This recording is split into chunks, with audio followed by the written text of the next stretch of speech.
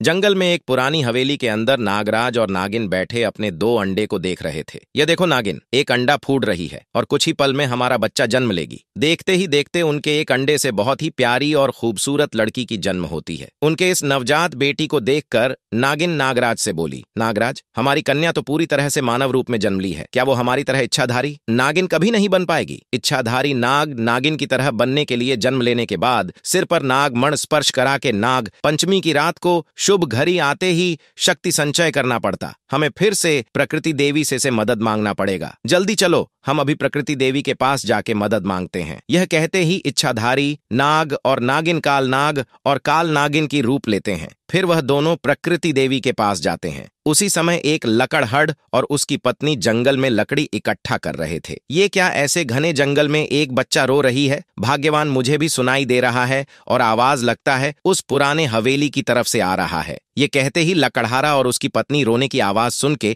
उस पुरानी हवेली की तरफ जाते हैं। फिर वो दोनों हवेली के अंदर जाके देखते हैं। ये देखो जी, लगता है कोई अपने बेटी को यहाँ छोड़ के भाग गई है। अरे बाप रे, वो देखो उधर कितना बड़ा अंडा है। अच्छा, वो अंडा डायनासोर का तो नहीं है? डायनासोर का अंडे? अगर अंडे से डायनासोर निकल के इस बच्ची को खा लिया तो चलो जी, बच्ची को लेकर हम यहाँ से चले जाते हैं। ठीक है, ये भी बच जाएगी और हमें भी एक बेटी मिल जाएगी। हमारा तो कोई बच्चा नहीं है, हम ही इसे पालेंगे। अब चलो यहाँ से, नहीं तो उस डायनासोर के अंडे से डायनासोर निकल आएगा। उधर तक इच्छाधारी नाग और नागिन प्रकृति देवी को अपनी समस्या के बारे में बता रहे थे। अब क्या होगा प्रकृति देवी? अगर हमारे बच्चा मानव रूप में ही बड़े होने लगे तो बहुत सारे खतरा आ सकते हैं, आप इसका कुछ निकालिए। प्रकृति देवी कि फिलहाल नागमणि के अलावा हमारे बच्चे को इच्छाधारी नाग नागिन के रूप में बड़ा कर सके। इच्छाधारी नाग नागिन, तुम दोनों इतना उबला मत हो। मैं तुम्हें लाल और नीला दो कमल की फूल देती हूँ। लाल कमल की फूल अपनी बेटी के सर पर स्पर्श कराना और नीला कमल दूसरे बच्चे के लिए है। लेकिन ये लाल और नीला कमल की फूल से हमें क्या करना पड़ेगा वो बता दीजिए। प्रकृति देवी, तो फिर सुनो, ये कमल का फूल तुम्हारे बच्चे के सर पर स्पर्श कराते ही वो इच्छाधारी नाग नागिन के रूप में बड़े होंगे। लेकिन याद रखना, उनके 5 वर्ष रोने की आवाज आती है। पिताजी कहाँ है आप? पिताजी, कौन रो रही है? ऐसी तूफानी मौसम में इस जंगल में छोटी बच्ची रो रही है। मैं जाके देखती हूँ कौन इस तरह से रो रही है और क्यों रो रही है। तभी इच्छाधारी नागिन अपनी रूप बदल के इंसान की रूप लेती है। फिर वह रोने की आवाज सुन के उसी दिशा में जाती है। तुम्हें क्या हुआ है और ऐसी तूफान में तुम जंगल में क्या कर रही हो? मैं माँ और पिताजी के साथ इस जंगल में आई थी, लेकिन अब मैं खो गई हूँ और घर जाने की रास्ता भी भूल गई हूँ। अच्छा, ये बात है, डरो मत, मैं तुम्हें तुम्हारी माता पिता के पास पहुंचा दूंगी। इतना कहकर छत बैसी नागिन ध्यान से सुनने लगी कि लकड़हारा और उसकी पत्नी किसमें और कहाँ है।